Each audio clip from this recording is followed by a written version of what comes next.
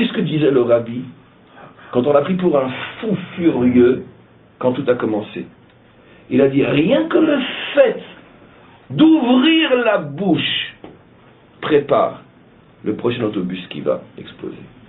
Même pas, on ne s'est pas encore assis. On ne s'est pas encore assis. On n'a pas négocié, on n'a encore rien donné, rendu, perdu, peu importe. Rien que dire on va parler, vous mettez la bombe dans le prochain autobus. D'où le rabbi le savait? Parce qu'il le savait. Ma question est idiote.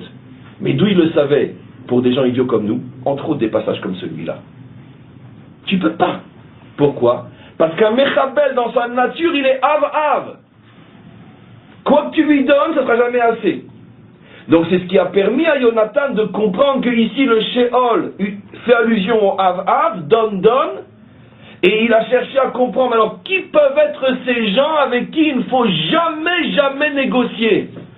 Comme d'ailleurs l'ont compris toutes les nations sauf la nôtre, puisque nous, ils nous interdisent de faire comme eux. Ils nous interdisent. Donc, mais tout le monde dit on ne négocie pas avec les terroristes.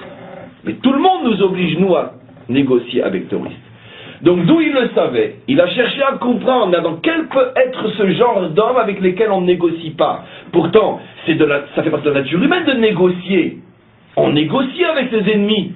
D'ailleurs, comme disait si bien celui qui a dit, et ça a été, on pourrait dire, la phrase Oscar, on ne fait la paix qu'avec ses ennemis.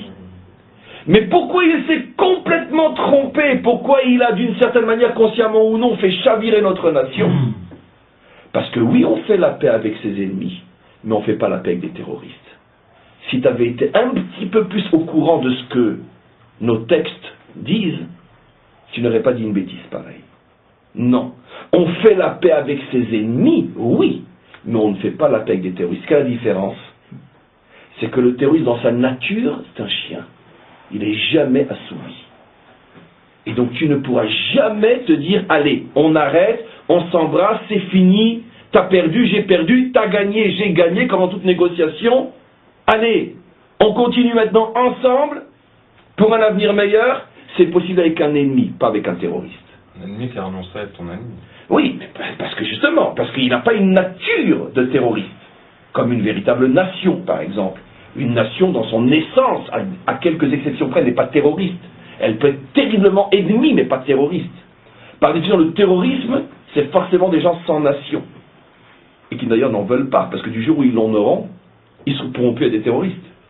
Comme on l'a toujours dit, et tout le monde le sait, enfin tout le monde, c'est-à-dire personne, que la pire des choses qui pourrait leur arriver, et qu'ils n'accepteront jamais, c'est un État.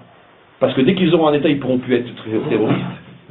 Et ils ne veulent pas un État, parce qu'ils veulent